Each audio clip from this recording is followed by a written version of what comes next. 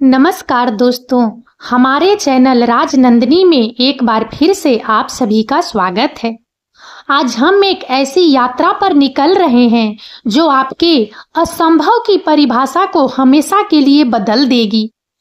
हम जैन की गहरी दुनिया में उतरेंगे, जहां सदियों पुरानी कहानियां हमें सिखाती है कि जीवन में वास्तव में कुछ भी असंभव नहीं है, सब कुछ संभव है। क्या कभी आपने सोचा है कि हमारी जिंदगी में असंभव शब्द कहां से आता है? क्या यह सच में किसी चीज की सीमा है या फिर हमारे अपने मन की एक बनाई हुई दीवार? अक्सर हम अपने सपनों और आकांक्षाओं को असंभव की श्रेणी में डालकर खुद ही रोक देते हैं। हम भूल जाते हैं कि ब्रह्मांड की सबसे बड़ी शक्ति हमारी अपनी क्षमता असीम है। ये सिर्फ कहानियां नहीं है, ये प्रेरणा के झरने हैं जो हमें सिखाते हैं कि कैसे अपने आंतरिक बाधाओं को तोड़कर अपनी असीमित क्षमता को पहचाने। बौद्ध धर्म, जो आंतरिक शांति और आत्मज्ञान पर केंद्रित है, हमें यही सिखाता है कि हर व्यक्ति के भीतर परिवर्तन लाने और किसी भी चुनौती का सामना करने की शक्ति है। तो अपनी आंखें और अपना मन खुला रखें, क्योंकि ये जैन कहानियां आपके जीवन को बदलने वाली है। हमारा उद्देश्य आपको यह विश्वास दिलाना है कि आपके भीतर वो हर शक्ति मौजूद है जिससे आप अपने हर सपने को हकीकत में बदल सकते हैं। तो आइए इस प्रेरणादायक सफर की शुरुआत करते हैं। नंबर 1, असंभव की अवधारणा। क्या यह सिर्फ एक भ्रम है? असंभव यह एक ऐसा शब्द है जो हमें अक्सर आगे बढ़ने से रोकता है। लेकिन क्या आपने कभी सोचा है कि यह असंभव आता कहां से है? क्या यह कोई बाहरी शक्ति है जो हमें रोकती है, या फिर यह हमारे अपने दिमाग की उपज है? सच कहूं तो ज्यादातर समय असंभव एक मानसिक बाधा है, एक ऐसी दीवार जिसे हम खुद अपने दिमाग में बनाते हैं। हम अपने अंदर भय, संदेह और नकारात्मक विचारों को पालते हैं और ये विचार धीरे धीरे हमारी क्षमताओं पर एक पर्दा डाल देते हैं। जब हम किसी चीज को असंभव मान लेते हैं तो हम उसके लिए प्रयास करना ही छोड़ देते हैं और यहीं पर हमारी प्रगति रुक जाती है। सोचिए, हम बचपन से ही सीखते हैं कि क्या संभव है और क्या नहीं। समाज, हमारे अनुभव और कभी कभी हमारे अपने डर हमें यह सिखाते हैं कि कुछ सपने बहुत बड़े हैं, कुछ लक्ष्य बहुत मुश्किल हैं और कुछ चीजें तो बस हो ही नहीं सकती। यह सामाजिक कंडीशनिंग हमें एक सीमित दायरे में सोचने पर मजबूर करती है। हम खुद को उन सीमाओं में बांध लेते हैं जो वास्तव में मौजूद ही नहीं है।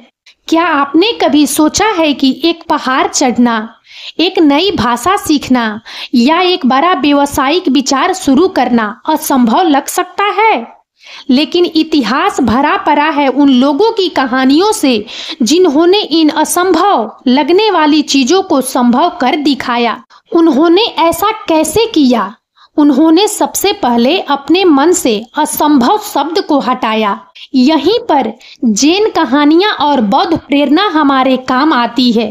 वे हमें एक अलग दृष्टिकोण देती है, एक ऐसी दृष्टि जो हमें सिखाती है कि हमारी असली सीमाएं बाहर नहीं बल्कि हमारे अपने भीतर है। और जब हम अपने भीतर की सीमाओं को तोड़ना सीख जाते हैं तो बाहर की दुनिया में कुछ भी असंभव नहीं रहता। आइए अब हम अपनी पहली जैन कहानी की ओर बढ़ते हैं, जो हमें सिखाती है कि कैसे हमारी पुरानी धारणाएं और ज्ञान हमें नई संभावनाओं को देखने से रोक सकते हैं। पानी से भरा कप। एक बार की बात है, एक प्रसिद्ध जैन मास्टर थे जिनका नाम नॉन इन था। वे अपनी बुद्धिमत्ता और शिक्षाओं के लिए दूर दूर तक जाने जाते थे।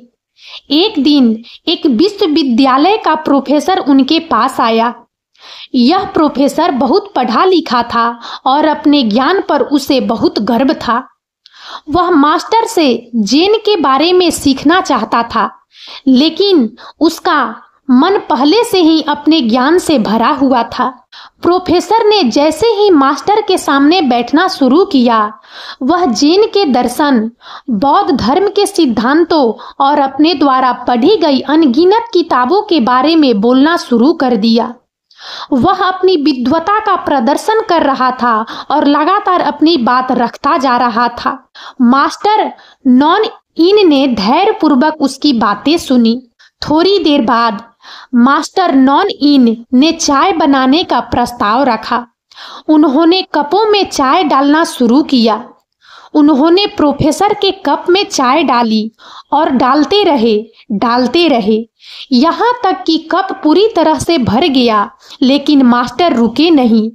वे चाय डालते रहे और चाय अब कप से बाहर बहकर मेज पर फैलने लगी। प्रोफेसर यह देखकर चौंक गया। उसने चिल्लाकर कहा, मास्टर रुकिए, कप भर गया है, अब इसमें और चाय नहीं आ सकती। मास्टर नॉन इन ने शांति से चायदानी नीचे रखी और प्रोफेसर की ओर देखा। उन्होंने मुस्कुराते हुए कहा, बिल्कुल सही, यह कप बिल्कुल तुम्हारे जैसा है। तुम्हारा मन पहले से ही अपनी धारणाओं और ज्ञान से भरा हुआ है। जब तक तुम्हारा कप खाली नहीं होगा, मैं तुम्हें और कुछ कैसे सिखा सकता हूँ?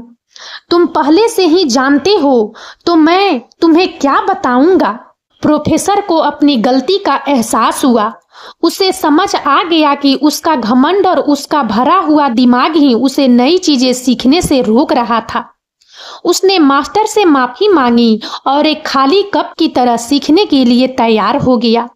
इस छोटी सी जैन कहानी में एक बहुत गहरा और शक्तिशाली सबक छिपा है कि कैसे हमारा खुद का मन अक्सर हमारी असीमित संभावनाओं का सबसे बड़ा दुश्मन बन जाता है।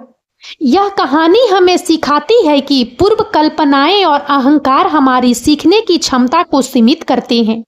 जब हम किसी स्थिति में यह मानकर जाते हैं कि हम सब कुछ जानते हैं या हमारे पास पहले से ही सभी उत्तर हैं, तो हम नए विचारों, नए दृष्टिकोणों और नए समाधानों के लिए अपने दिमाग के दरवाजे बंद कर देते हैं। असंभव की धारणा अक्सर इसी से पैदा होती है। हम मान लेते हैं कि यह नहीं हो सकता क्योंकि हमारे पास जो ज्ञान है उसके अनुसार यह फिट नहीं बैठता। लेकिन दुनिया लगातार बदल रही है और जो कल असंभव था वह आज संभव हो सकता है, अगर हमारा दिमाग सीखने के लिए खुला हो। यह हमें खुले दिमाग और विनम्रता का महत्व बताती है। सफलता और विकास के लिए हमें अपने कप को खाली करने के लिए तैयार रहना चाहिए। इसका मतलब है कि अपनी पुरानी आदतों, पुरानी सोच और पुरानी धारणाओं को छोड़ना। जब आप एक नई चुनौती का सामना करते हैं तो उसे एक खाली कप की तरह देखें, जिसे आप नए ज्ञान, नए अनुभव और नई संभावनाओं से भर सकते हैं। अगर हम मानते हैं कि हमारे पास सब कुछ है, तो हम कभी भी कुछ नया हासिल नहीं कर पाएंगे। यह असंभव की दीवार को तोड़ने का पहला कदम है। अपने मन को सीखने और अनुकूलन करने के लिए तैयार रखना।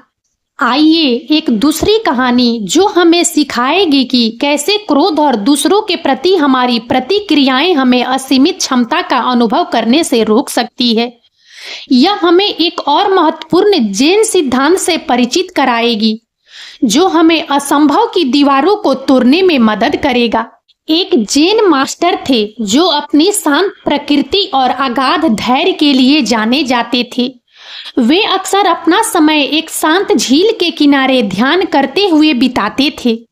एक दिन वे अपनी छोटी नाव में बैठकर झील के बीच में ध्यान कर रहे थे।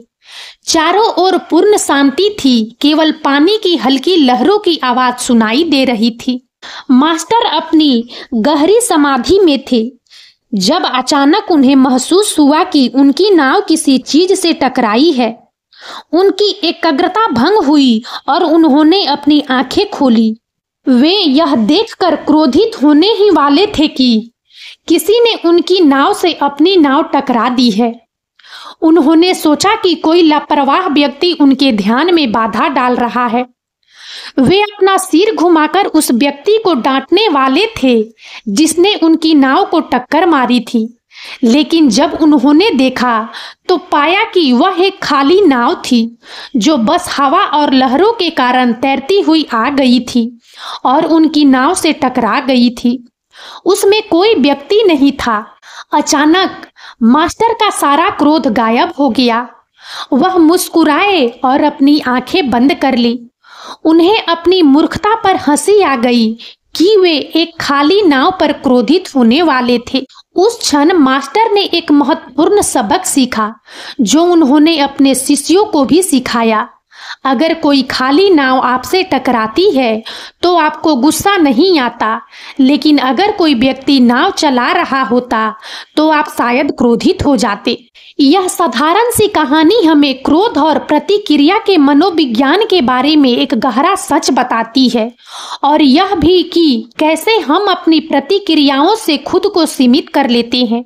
यह कहानी हमें सिखाती है कि हमारा क्रोध अक्सर बाहरी परिस्थितियों के कारण नहीं, बल्कि उन परिस्थितियों के प्रति हमारी व्यक्तिगत व्याख्या और अपेक्षाओं के कारण होता है।